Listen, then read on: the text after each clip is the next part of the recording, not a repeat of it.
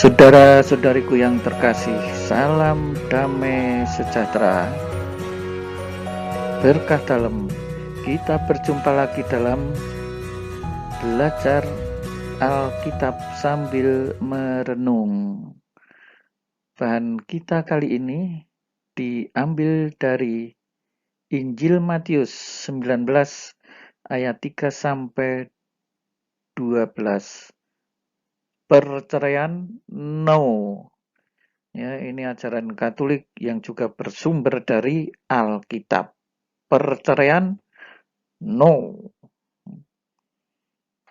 Ya, sebelumnya mohon dibantu untuk subscribe dan bagikan kepada teman-teman serta like dari Tuhanlah Pertolonganku channel.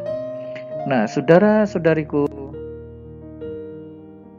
yang terkasih dalam Tuhan, waktu itu datang orang Farisi untuk mencobai Yesus.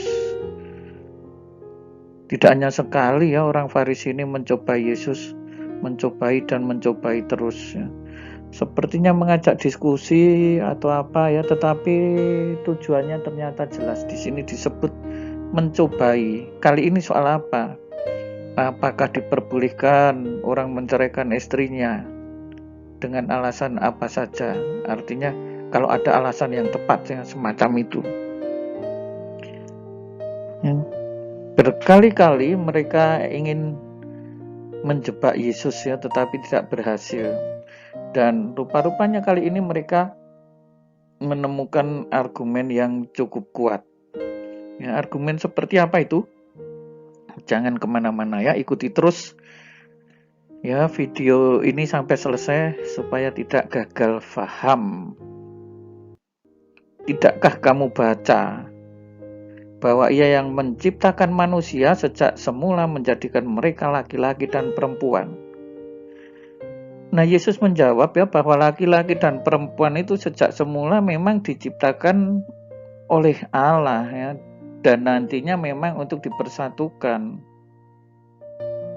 Ya, di dalam bagian yang lain ya mengenai perkawinan Katolik saya sudah menjelaskan hal ini ya di channel yang sama ini. Ya, Yesus tidak mau ya orang-orang itu salah mengerti ya. Seolah-olah kalau ada alasan tertentu lalu bisa diceraikan. Ya, yang menjadi alasan utama ya sejak semula memang sudah dipersatukan oleh Allah. Laki-laki akan meninggalkan ayah dan ibunya dan bersatu dengan istrinya sehingga keduanya itu menjadi satu daging. Ya. Bersatu dengan istrinya, ya ini sudah satu kesatuan. Ya. Tidak bisa lagi untuk dipisahkan karena apa? Yang mempersatukan adalah Allah sendiri. Yang keduanya itu menjadi satu daging. Coba ya, kalau daging itu ini sudah menyatu, misalnya tangan kita dengan tubuh, lalu tangan dipaksa ditarik, diceraikan dari tubuh, alias dipisahkan, ya betapa sakitnya. Ini menjadi sebuah gambaran ya, sejak semula sudah ditentukan keduanya itu menjadi satu daging. Maka Yesus mengatakan mereka bukan lagi dua, melainkan satu. Dan apa yang telah dipersatukan oleh Allah ini tidak boleh diceraikan oleh manusia. Sudah jelas ya, sekarang mereka itu hitungannya satu. Satu kok mau dicerai itu namanya dibelah. Ya, bukan lagi dua, sekarang satu. Ya, dengan kata lain, apakah boleh ya, suami istri itu dibelah? Ya, karena itu apa yang telah dipersatukan Allah tidak boleh diceraikan. Itu yang menjadi masalah. Ya. Nah, mereka masih ngeyel ya, masih jugul, berkeras hati. Apa sebabnya Musa memerintahkan untuk memberi surat cerai jika orang menceraikan istrinya?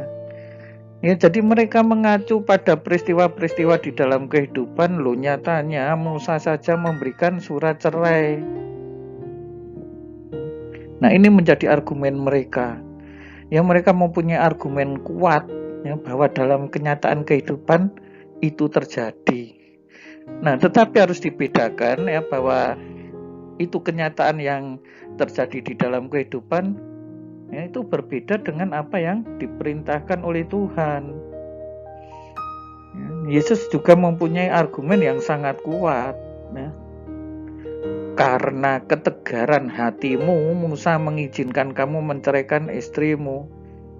Ya karena tegar hati, ya karena keras hati, karena jugul, ya. Hatinya sudah membatu. Ini orang yang menceraikan dengan tujuan apalagi demi hanya kawin lagi, punya istri baru dan seterusnya, itu menurut kitab suci ini termasuk yang tegar hati ya, termasuk yang keras hati. Tetapi sejak semula tidak demikian. Nah, repotnya di dalam perkawinan Katolik ya, entah itu yang salah dari satu pihak yang sini, pihak yang satu itu ikut kena dampaknya. Jadi boleh dikatakan ya menerima akibat dari situ ya. Makanya di dalam perkawinan Katolik ini memang benar-benar harus hati-hati. Gereja Katolik sampai saat ini boleh dikatakan merupakan salah satu gereja yang paling kolot untuk mempertahankan keutuhan perkawinan ya, tetapi kalau mau yang berkualitas sesuai dengan kitab suci ya itu yang dikatakan oleh Yesus sejak semula. Tidak pernah ya, Tuhan menginginkan perceraian itu. Musa ini mengizinkan hanya karena kamu tegar hati, tetapi sejak semula tidaklah demikian. Nah, tetapi orang-orang itu tetap bingung. Jika demikian, hubungan suami istri lebih baik jangan kawin. Jadi seolah-olah tidak boleh cerai itu sesuatu yang sulit.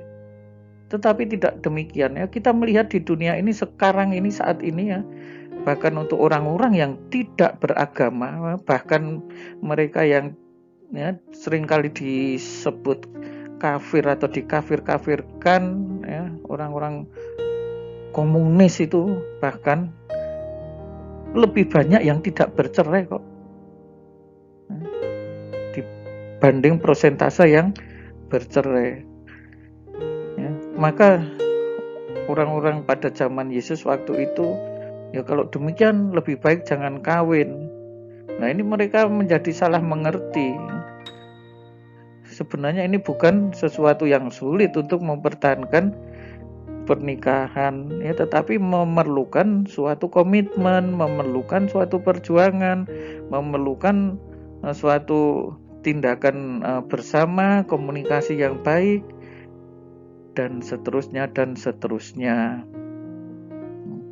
Tetapi ia berkata kepada mereka, tidak semua orang dapat mengerti perkataan ini, hanya mereka yang dikaruniai.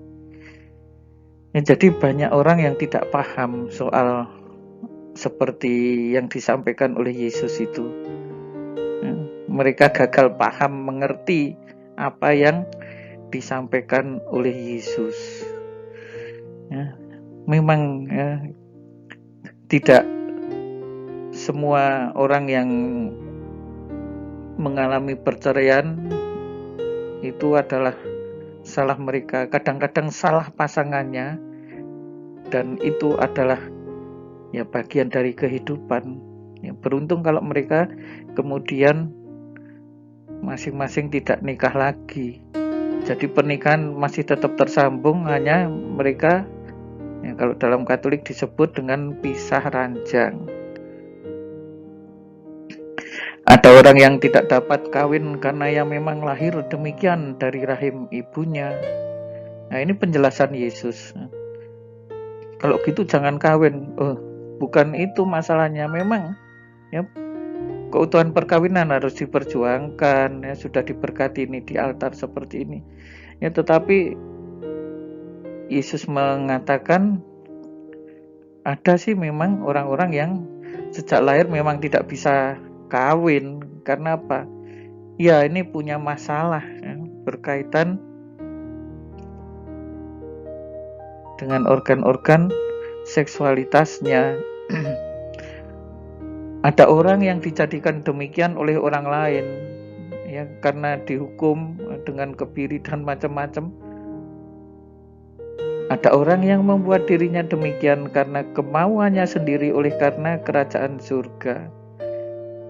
Ya, jadi meskipun dia bisa nikah, ya, tetapi memilih tidak menikah karena apa? Kemauannya sendiri demi kerajaan surga, demi pelayanan kepada orang lain, demi panggilan hidup di dalam biara, demi panggilan hidup di dalam imamat, ya, demi pelayanan-pelayanan awam yang memerlukan dirinya.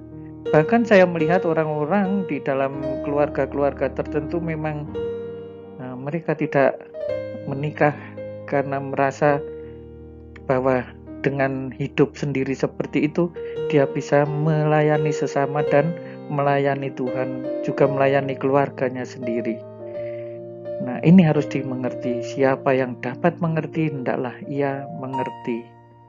Ya, makanya mereka yang menikah tetaplah dengan hidup pernikahan itu yang baik. Yang tidak menikah pun tidak ada masalah sama sekali ya di dalam kekatolikan, ya, itu sesuai dengan kitab suci. Ya. Yang dapat mengerti hendaklah ia mengerti. Nah, demikian saudara-saudariku, Tuhan Yesus memberkati berkah dalam. Mohon dibantu untuk subscribe dari Tuhanlah Pertolonganku channel. Bagikan kepada teman-teman serta like. Terima kasih. Saudara-saudari sekalian, pekerjaan saudara, aktivitas saudara, keluarga saudara dilindungi dan diberkati oleh Allah yang Maha Kuasa, Bapa dan Putera dan Roh Kudus. Amin.